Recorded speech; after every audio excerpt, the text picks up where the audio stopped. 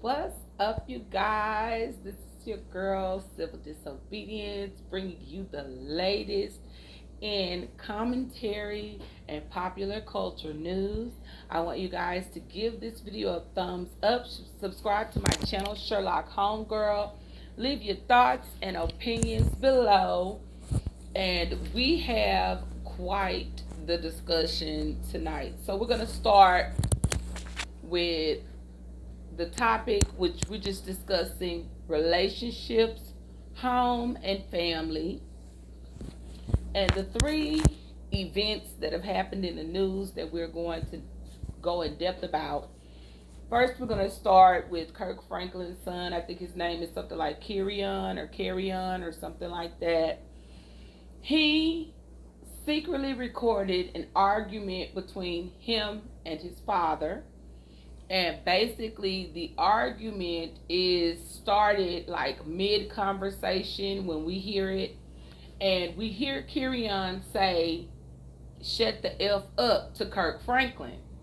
Then we hear Kirk Franklin basically go into depth about how he'll basically break his neck and don't he ever talk to him like that. And I want to know what you guys think. Personally, I feel like Kirk Franklin responded like a black Christian parent would. And this is the thing I want the world to understand about Christianity. Christianity is not perfection, but thank you to everybody who thinks that Christians think that we are perfect. We are not. I know at 38, I have a lot of continuous situations with my mom. I call them head clashing or head butting situations, where my point of view and her point of view don't necessarily correlate with one another. And one thing I've never done is try to take a portion of what my mother says. And believe me, my mother can be cold. I call my mama Big Rain, okay? My mama will bust your head for the Lord, okay? She gonna shoot an AK at you if the Lord say shoot an AK. She will knock you on your head, boy, for the Lord.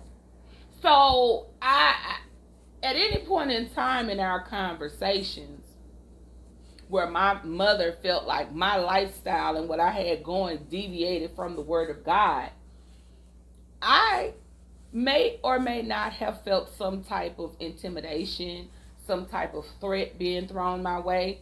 However, to record that moment and use it against my mother, even though she's done that to me, I wouldn't do that to her. I just don't see Carry-On doing that. Carry-On, or whatever his name is.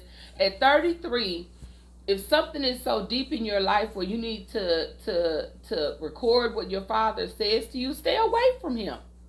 Now they're saying there's some reports of Carry-On saying that Kirk Franklin may have allowed some molestation to happen, if not participated in it.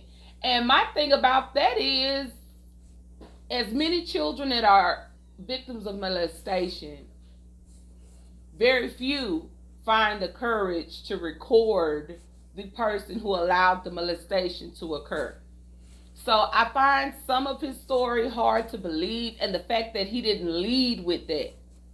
All of a sudden, after Black Twitter and Black America is telling you go sit down somewhere for, recording your daddy saying he'll break your neck, which Black parents say that a lot. And I don't necessarily think they want your neck broke. I just think it sounds good to them. I'll break your neck, girl. When you grown. They'll tell you, what I'm saying? Hey, my mama done popped up that iron at me one time. Okay.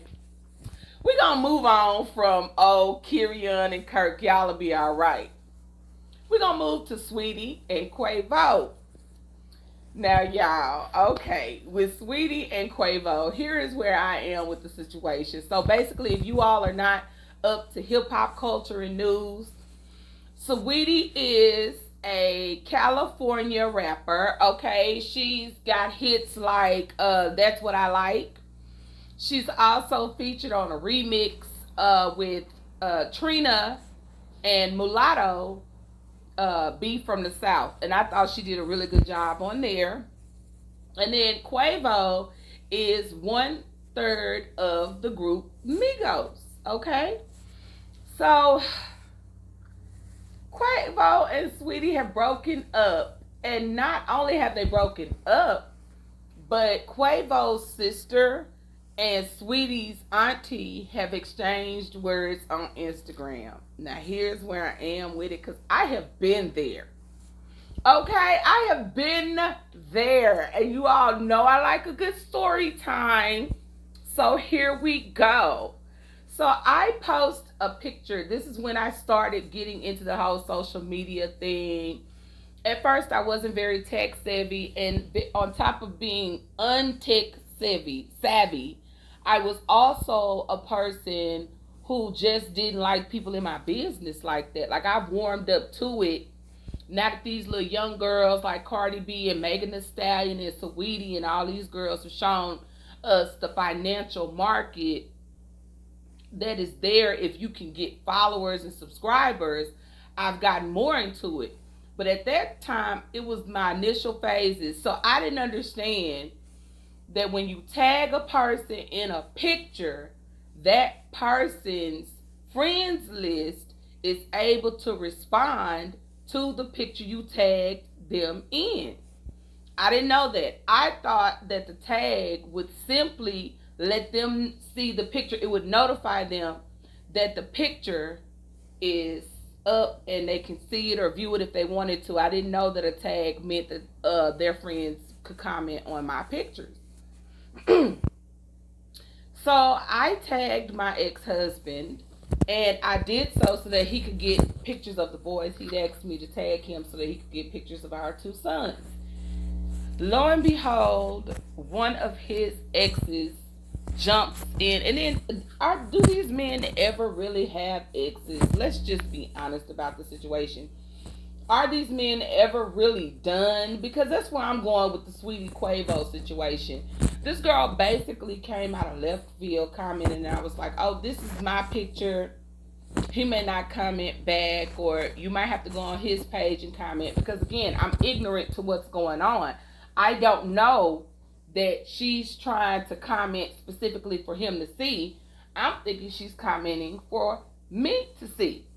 And that's one thing we have to understand. Even if we have someone who's 19 or 20, they may not understand the cyber world, okay, social media. She goes off on me, goes into this 20,000 word rant and all of this stuff like that. But of course, you know I'm cold with it and I don't give a So we shut that down. And it reminded me of that situation with Saweetie Quavo, his sister, her auntie. First, I don't feel Saweetie was in any way taking shots at Quavo.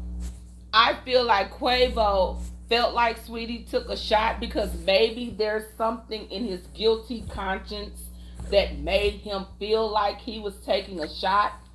I mean, she was taking a shot. I feel like Saweetie was just commenting like women do. You know, I'm starting over. I'm starting fresh. I'm becoming a part of me again. I'm learning me again. You know, it's basically like, it's not exactly what she said, but I'm paraphrasing. Quavo followed up with like, oh, really? Wow, that's what we're doing. I'm paraphrasing again. You're not the woman I thought I was. Wow, or something like that. Then comes his sister, and it's like, oh, we're not going to start a bash my brother fest, paraphrasing. Here comes Sweetie's aunt, and she's like, oh, y'all ain't gonna get started on my niece because I'll clear the place out for mine. Again, paraphrasing. And I feel like it was just a misunderstanding. I feel like Saweetie was just basically doing what women do when a breakup occurs, which is make that post that lets people know I'm not available yet. I don't want you in my inbox yet. I'm working on myself. I'm taking the steps in the process to become a solitary person again. And here's the thing. I don't care how great the guy is. I don't care how great the girl is. Breakups are horrible. Breakups are horrible. Nobody survives a breakup without some scars. It happens. So for Quavo to take that as if she was knocking him when it's not about Knox, I think it was a cry for attention. Maybe he wanted her to like call him, and maybe he was trying to initiate conversation. But I don't feel like that was the way to do it. And on top of that, mom, sister, and auntie, y'all need to learn to stay out of folks' business. Period. Stay out of it. Stay out of it. It's none of your business what they argue about. Okay? And I pray to God I stay that type of mom. And I hope I don't have lipstick on my teeth. Because in all honesty, when it comes down to it, being in your kids' business, you're going to keep them broke up. Nobody wants a child who... I had an incident again. Now, this is another incident that doesn't include social media. It's just showing how families getting in your business can mess up your relationship.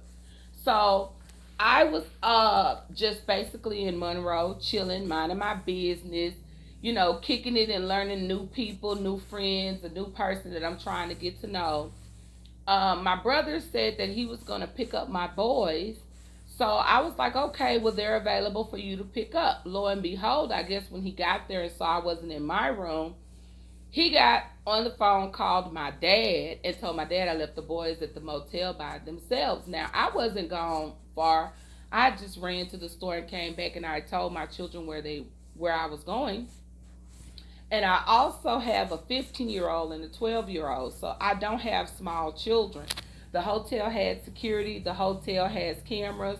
I have a cell phone. Both of my children have cell phones. To make a real long story super short, my family totally disrupted my entire setup, came to this person's family, you know, in the sense of not came to their home, but I feel like they showed up in the form of the argument that we had there.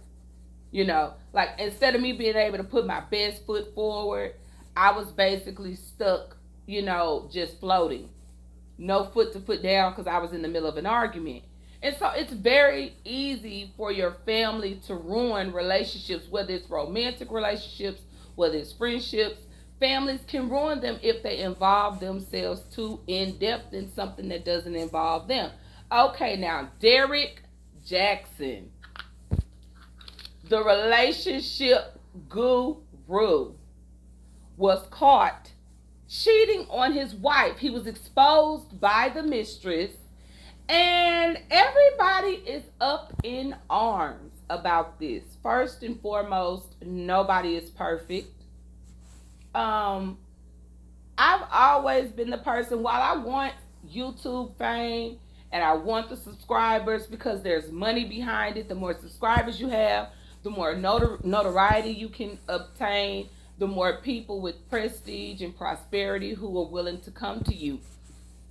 The thing of it is I feel like people are left having to keep up an image at the point where they have all of these things to maintain the lifestyle that they have become accustomed to.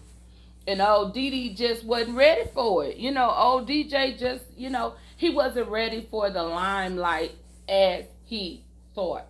Not about relationships. You know what I'm saying? A lot of people are commenting on his wife's way of dressing as a way of discouraging him from staying faithful. How did Saweetie get cheated on by Quavo? How did Cardi B get cheated on by Offset? How did Megan Thee Stallion get cheated on by Moneybagg Yo and then dumped? And he's now with Ari Fletcher, and they're saying that she dumped him or is having trouble with him as well. So when it comes down to it, I feel like it has absolutely nothing to do with the measure of the woman in her clothes, attitude, or personality. Obviously, she's what he liked because she is who he married. And the Bible tells us, he who finds a wife finds a good thing. I do feel, however, what basically happens in a lot of instances is men are enticed by women who are willing to play the back burner until they have enough ammo to shoot at the front seat. Boom. That's all it is to it. There's enough ammo after you've been in a relationship with a person for a while secretly to expose a ton of things because they let their guard down. And that's what I think happened with Derrick Jaxson. I don't think it has anything to do with his wife specifically. There's nothing you as a man or a woman can do to prevent a person who wants to cheat from cheating. Now, if I'm her, I would work on my marriage if I'm happy.